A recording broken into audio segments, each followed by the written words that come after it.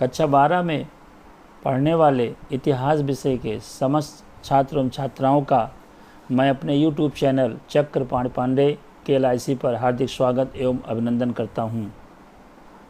इसके पहले मैंने आपको लिपि के बारे में बताया था और लिपि के बारे में हमने आपको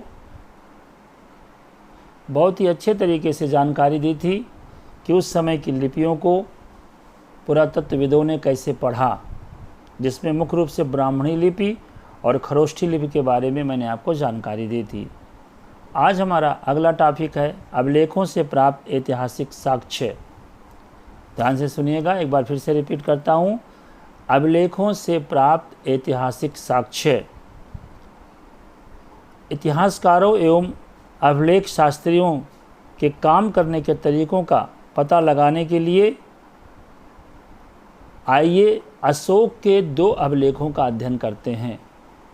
अशोक के 2 अभिलेखों के बारे में जानकारी प्राप्त करते हैं, क्योंकि शासक अशोक का नाम उन अभिलेखों पर, उन स्रोतों पर नहीं लिखा है, बल्कि उसमें अशोक द्वारा अपनाई गई उपाधियों का प्रयोग किया गया है। ये बहुत अच्छी बात है। अशोक ने अपना नाम इन अभिलेखों पर नहीं लिखाया है, किंतु उसके द्वारा जो उपाधियां अपनाई गईं उनका प्रयोग इसमें किया गया है। जैसे कि देवाना पिय अर्थात देवताओं का प्रिय, और पियदस्सी अर्थात देखने में सुंदर, ये उपाधियां हैं। ऐसी उपाधियों का प्रयोग अशोक के अभिलेखों में किया गया है। अशोक नाम अन्य अभिलेखों में मिलता है, जिसमें उनकी उपाधियां भी लिखी हैं। इन अभिलेखों का परीक्षण करने के बाद अभिलेख शास्त्रियों ने पता लगाया कि उनके विषय, शैली, भाषा और पुरालिपि विज्ञान सब में समानता है।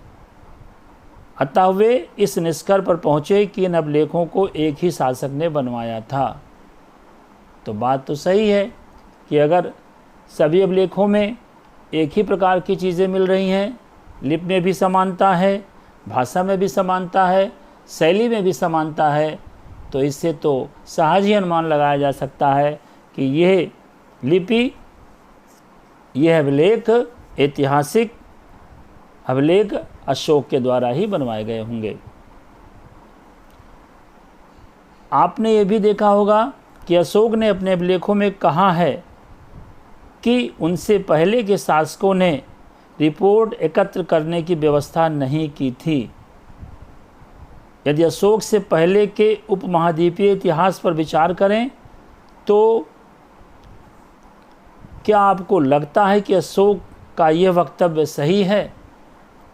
इतिहासकारों को बार बार अभिलेखों में लिखे गए कथनों का परीक्षण करना पड़ा, ताकि यह पता चल सके कि जो उनमें लिखा है वह सत्य है, संभव है यह फिर अतिशयोक्तिपूर्ण भी हो। क्या आपने ध्यान दिया है कि कुछ शब्द ब्रैकेट में लिखे हैं? यह अभिलेख की बात मैं कर रहा हूँ, जो अभिलेख में लिखे हुए हैं। अभिलेख शास्त्री प्रायः वाक्यों के अर्थ स्पष्ट करने के लिए ऐसा करते हैं। ये बड़े ध्यान से करना पड़ता है, जिससे कि लेखक का मूल अर्थ बदल ना जाए। वास्तव में जो वो कहना चाहता है वो सही तरीके से समझ में आ जाए। इसलिए जो कुछ भी लिखा गया है, अभिलेख शास्त्री उसे बहुत ध्यानपूर्वक परीक्षण करने के बाद उसका अर्थ निकालते हैं। इतिहासकारों को और भी परीक्षण करने पड़ते हैं। यदि राजा के आदेश यातायात मार्गों के किनारे और नगरों के पास प्राकृतिक पत्थरों पर उत्कीर्ण थे, तो क्या वहाँ से आने जाने वाले लोग उन्हें पढ़ने के लिए उस स्थान पर रुकते थे? अधिकांश लोग प्रायः पढ़े लिखे नहीं थे। क्या पाटलिपुत्र में प्रयुक्त प्राकृत उपमहाद्वीप में सभी स्थानों पर लोग समझते थे? क्या राजा के आदेशों का पालन किया जाता था? इन प्रश्नों के उत्तर पाना सदैव आसान नहीं है। इनमें से कुछ समस्याओं के प्रमाण हमें अशोक के अभिलेख में मिले हैं, जिसकी व्याख्या प्रायः अशोक की वेदना के प्रतिबिंब के रूप में की जाती है। साथ ही ये युद्ध के प्रति उनकी मनोवृत्ति में परिवर्तन को भी दर्शाता है।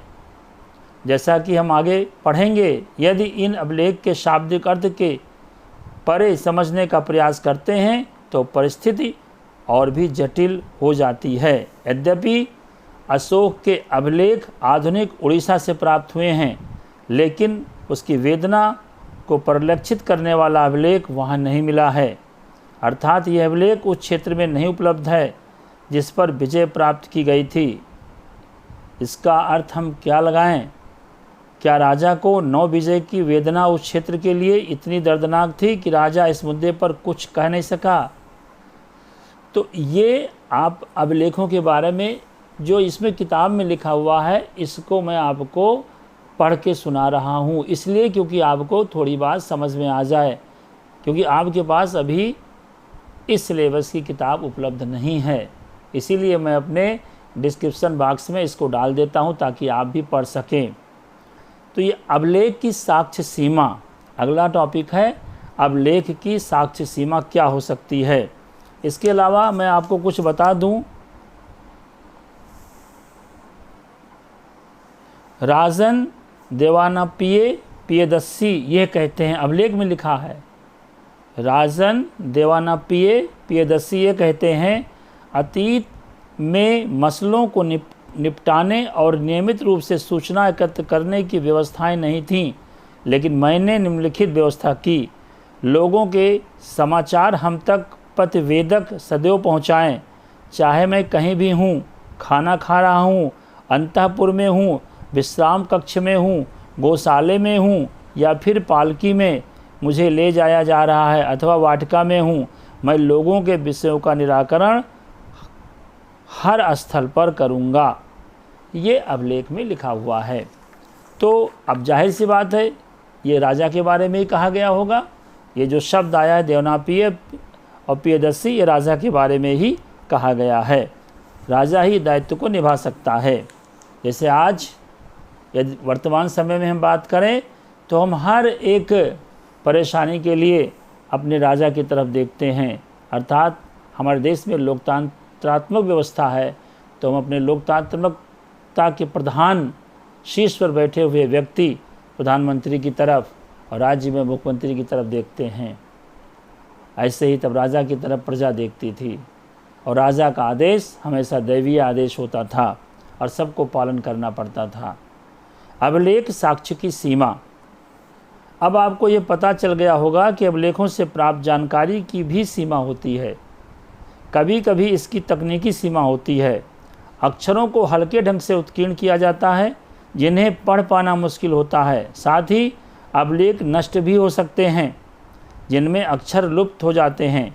इसके अलावा अभिलेखों के शब्दों के वास्तविक अर्थ के बारे में पूर्ण रूप से ज्ञान हो पाना सदैव सरल नहीं होता, क्योंकि कुछ अर्थ किसी विशेष स्थान पर समय से संबंधित होते हैं। यदि आप अभिलेख के शोधकर्ताओं को पढ़ें तो आप पाएंगे कि विद्वान इनके पढ़ने की वैकल्पिक विधियों पर भी चर्चा करते रहते हैं।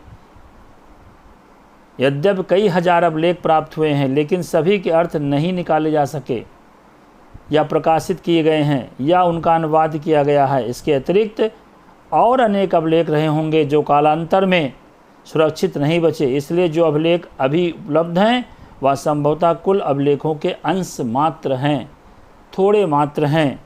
इसके अतिरिक्त एक और मौलिक समस्या है, यह जरूरी नहीं कि जिससे हम आज राजनीतिक और आर्थिक रूप से महत्वपूर्ण मानते हैं उन्हें अभिलेखों में अंकित किया गया हो। उदाहरण के तौर पर खेती की दैनिक प्रक्रियाएं और रोज़मर्रा की ज़िंदगी के सुख दुख का उल्लेख अभिलेखों में नहीं मिलता, क्योंकि प्रायः अभिलेख बड़े और विशेष अवसरों का वर्णन करते हैं। इसके अलावा अभिलेख हमेशा उन्हीं व्यक्तियों के विचार व्यक्त करते हैं जो उन्हें बनवाते हैं।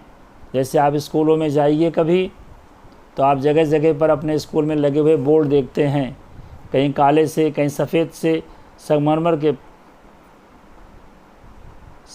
के पत्थरों पर आपको कमरों के सामने लिखे होंगे कि इस कमरे का जीर्णोद्धार या इस कमरे का निर्माण फला फला ने किया, इसके सदस्य ये थे। ये अभिलेख ही तो है, 500 साल बाद अगर ये सुरक्षित रहा तो ये अभिलेख ही बन जाएगा। ऐसे ही राजा लिखवाते थे। तो जो व्यक्ति उससे संबंधित था वही अभिलेख को बनाता था। इसलिए इन अभिलेखों में व्यक्त विचारों की समीक्षा अन्य विचारों के परिप्रेक्ष्य में करनी होगी ताकि अपने अतीत का बेहतर ज्ञान हो सके। तो ये इन चीज़ों को आप विशेष ध्यान रखेंगे, पूरी तरीके से अध्ययन करेंगे। आगे थोड़ा सा मैं आपको और पढ़ाता हूँ, आज थोड़ा लंबा हो रहा लेकिन ध्यान से देखिएगा। अर्थात राजनीतिक और आर्थिक इतिहास का पूर्ण ज्ञान मात्र अभिलेख शास्त्र से नहीं मिलता है। साथ ही इतिहासकार प्राचीन और अर्वाचीन दोनों प्रकार के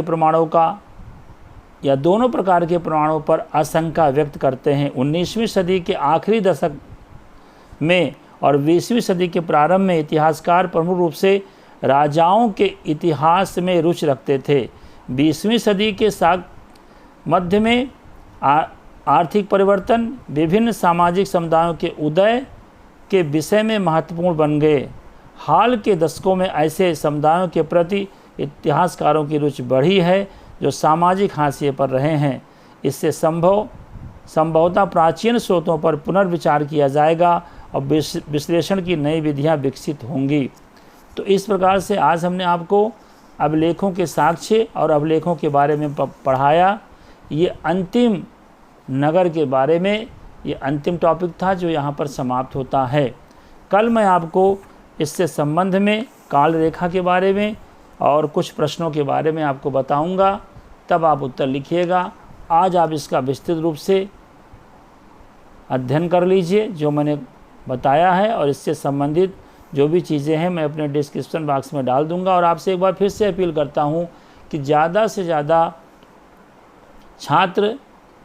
छात्रों को और जो छात्राएं हैं वो अपनी सहेलियों को जो इतिहास विषय लिए हुए हैं उनको बताएं, उनको जोड़ें, ताकि ज़्यादा से ज़्यादा इस ऑनलाइन पढ़ाई का वो लाभ उठा सकें।